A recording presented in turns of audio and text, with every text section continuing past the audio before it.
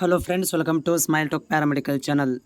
2023-24ನೇ ಸಾಲಿನ ಒಂದು paramedical, GNM nursing, BSc nursing, allied ಸೈನ್ಸ್ಗಳು ಒಂದು ಅಡ್ಮಿಷನ್ಸ್ ಪ್ರೊಸೆಸ್ ಬಗ್ಗೆ ಈಗಾಗಲೇ ಆ್ಯಕ್ಟಿವ್ ಆಗಿದೆ.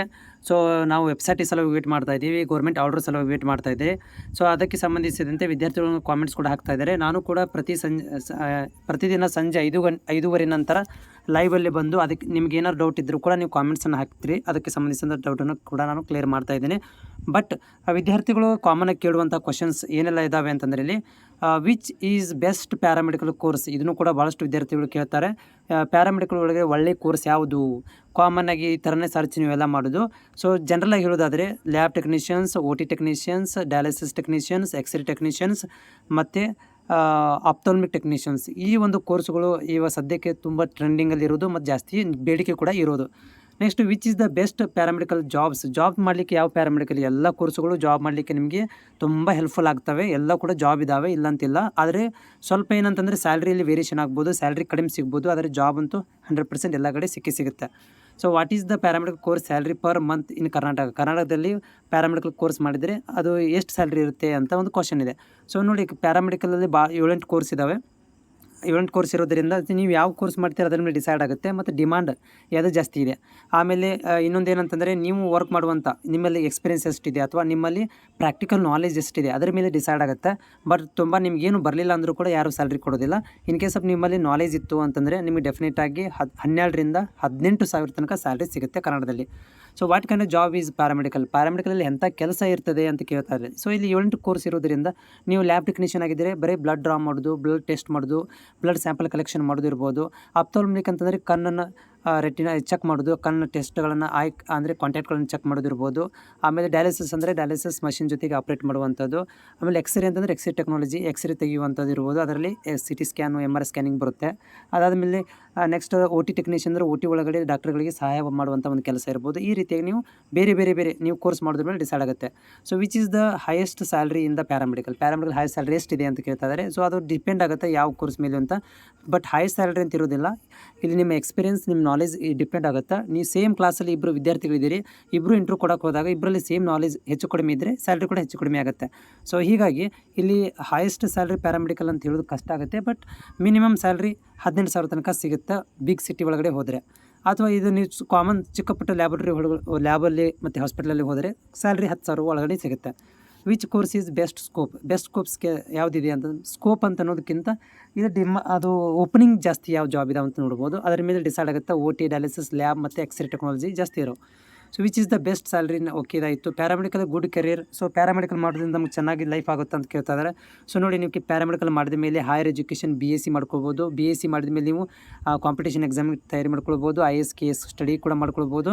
ಇಲ್ಲಪ್ಪ ಅಂತಂದರೆ ನೀವು ಅಬ್ರಾಡ್ಗಳಲ್ಲಿ ಜಾಬ್ಗೆ ಹೋಗ್ಬೋದು, ಅಥವಾ ಸೆಂಟ್ರಲ್ ಗೌರ್ಮೆಂಟ್, ಸ್ಟೇಟ್ ಗೌರ್ಮೆಂಟ್ ಜಾಬಲ್ಲಿ ಜಾಯ್ನ್ ಆಗ್ಬೋದು. BSc ಅವ್ರ ಪ್ಯಾರಾಮೆಡಿಕಲ್ ಬೆಟರ್. ಸೊ ನಾರ್ಮಲ್ BScಕ್ಕಿಂತ ಪ್ಯಾರಾಮೆಡಿಕಲ್ ಬೆಟರ್ ಅಂತ ಹೇಳ್ತೀನಿ. ನಾರ್ಮಲ್ BSc ಮಾಡಿದ್ರೆ ಗ್ರ್ಯಾಜುಯೇಷನ್ ಆಗುತ್ತೆ. ಪ್ಯಾರಾಮೆಡಿಕಲ್ ಮಾಡಿದರೆ ನಿಮಗೆ ಏನಾಗುತ್ತೆ ಅಂದರೆ ಪ್ರೊಫೆಷನಲ್ ಕೋರ್ಸ್ ಆಗುತ್ತೆ. ಬಟ್ ಇದು ಡಿಗ್ರಿ ಆಗೋದಿಲ್ಲ. Which paramedic course is the doctor is best, doctor ಒಳಗಡೆ ಯಾವುದು ಬೆಸ್ಟ್ ಅಂತ ಒಂದು ಕ್ವಶನ್ಸ್ ಇದೆ. ಡಾಕ್ಟ್ರಲ್ಲಿ MBBS ಈಸ್ ದ ಬೆಸ್ಟ್. ಅದಾದಮೇಲೆ BAMS, BHMS, ಆಮೇಲೆ BDS ಬರುತ್ತೆ.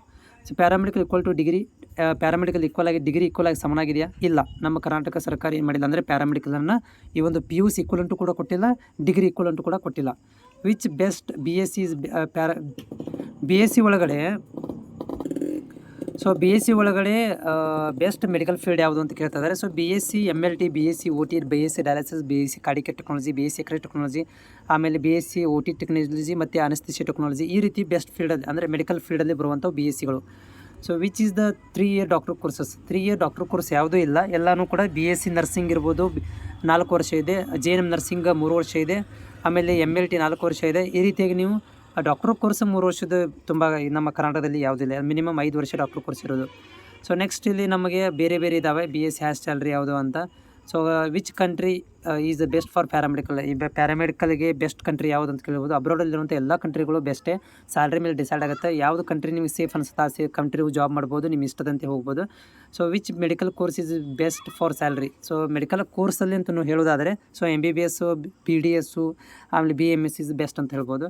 So which is the course equal to doctor without NEET ಇಲ್ಲದೆ ಡಾಕ್ಟರ್ ಇಕ್ವಲೆಂಟ್ ಇರುವಂಥ ಕೋರ್ಸ್ ಯಾವುದು ಅಂತ ಕೇಳ್ತಾ ಇದ್ದರೆ, ಸೊ ಅದು ನಾವು ಹೇಳ್ಬೋದು ಫಾರ್ಮಾ ಡಿ 5 ವರ್ಷ ಕೋರ್ಸ್ ಇದೆ, ಇನ್ಕ್ಲೂಡಿಂಗ್ 5 ವರ್ಷ ಬರುತ್ತೆ ಇಂಟರ್ನ್ಶಿಪ್ಪು. ಅದು ಡಾಕ್ಟ್ರೇಟ್ ಸೀಟ್ ಸಿಗುತ್ತೆ, ಡಾಕ್ಟ್ರಿಗೆ ನಿಮಗೆ ಸಿಗುತ್ತೆ. ಇಲ್ಲಾಂದರೆ ಡಾಕ್ಟ್ರಿಗೆ ಈಕ್ವಲೆಂಟ್ ಆಗಿರುವಂಥ ವಿತೌಟ್ ನೀಟ್ ಅಂತಂದರೆ BPT ಕೋರ್ಸ್ ಬರುತ್ತೆ. BSc ನರ್ಸಿಂಗ್ ಡಾಕ್ಟರ್ ಆಗೋದಿಲ್ಲ, ಆದರೆ ಅಸಿಸ್ಟೆಂಟ್ ಡಾಕ್ಟರ್ ಆಗ್ತೀರಿ, ಅದು ಕೂಡ ಒಂದು ಸಮ್ವಾಟ್ ಹೇಳ್ಬೋದು. ಮತ್ತು ಅದನ್ನು ಬಿಟ್ಟರೆ ಡಾಕ್ಟ್ರಿಗೆ ಈಕ್ವಲೆಂಟ್ ಅನ್ನೋದಂತೂ ನಮ್ಮ ಕರ್ನಾಟಕದಲ್ಲಿ ಜಾಸ್ತಿ ಯಾವುದೂ ಇಲ್ಲ. Which course is after 12th highest ಸ್ಯಾಲ್ರಿಗೆ ಯಾವ ಕೋರ್ಸ್ ಮಾಡೋದು ಬೆಟ್ರು ಅಂತ ಕೇಳ್ತಿದ್ದಾರೆ. ಆಫ್ಟರ್ 12th ಆದಮೇಲೆ ಯಾವುದು ಅಂತ. So BSc nursing, GNM nursing, B pharmacy, pharma D ಅಥವಾ ಡಿ ಫಾರ್ಮಸಿ, ಇವೆಲ್ಲ ಕೋರ್ಸ್ಗಳು ಚೆನ್ನಾಗಿದ್ದಾವೆ. ಸ್ಯಾಲ್ರಿ ಕೂಡ ನಿಮಗೆ ಸಫಿಷಿಯೆಂಟಾಗಿ ಸಿಗುತ್ತೆ. So which paramedical course is best for the government ಜಾಬಿಗೆ ಪ್ಯಾರಾಮೆಡಿಕಲ್ ಯಾವುದು ಅಂತ ಕೇಳ್ತಿದ್ದಾರೆ. ಕರ್ನಾಟಕದಲ್ಲಿ ಎಲ್ಲ ಕೋರ್ಸ್ಗಳು ಕೂಡ ಗೌರ್ಮೆಂಟ್ ಜಾಬ್ ಇದ್ದಾವೆ, ಆದರೆ ಜಾಸ್ತಿ ಸದ್ಯದ ದಿನಗಳಲ್ಲಿ 2023ರಲ್ಲಿ ನಾನು ನೋಡಿದ ಹಾಗೆ DMLT ಜಾಸ್ತಿ ಜಾಬ್ಗಳನ್ನು ಕರೆದಿದ್ದಾರೆ. ಅದನ್ನು ಬಿಟ್ಟರೆ ಬೇರೆ ಜಾಬ್ಗಳನ್ನು ಕರೆದಿಲ್ಲ. ಸೊ ಈ ಒಂದು GNM ನರ್ಸಿಂಗು, BSc ನರ್ಸಿಂಗ್ ಜಾಸ್ತಿ ಜಾಬ್ಗಳನ್ನು ಕರೆದಿದ್ದಾರೆ. ಫಸ್ಟ್ ಸ್ಥಾನದಲ್ಲಿ ಯಾವುದು ಅಂದರೆ GNM nursing, BSc nursing top 1ದಲ್ಲಿ ಇರುವಂಥದ್ದು ಗೌರ್ಮೆಂಟ್ ಜಾಬಲ್ಲಿ. ಅದನ್ನು ಬಿಟ್ಟರೆ DMLT ಜಾಬ್ಗಳು ಇರೋದು. ಬಿಟ್ಟರೆ OT ಅಂತೇಳಿ ಕನ್ನಡದಲ್ಲಿ ಗೌರ್ಮೆಂಟ್ ಜಾಬ್ ಇಲ್ಲ. ಅದನ್ನು ಬಿಟ್ಟರೆ ಎಕ್ಸೆಟ್ ಟೆಕ್ನಾಲಜಿ ತುಂಬ ಕಡಿಮೆ ಇದೆ.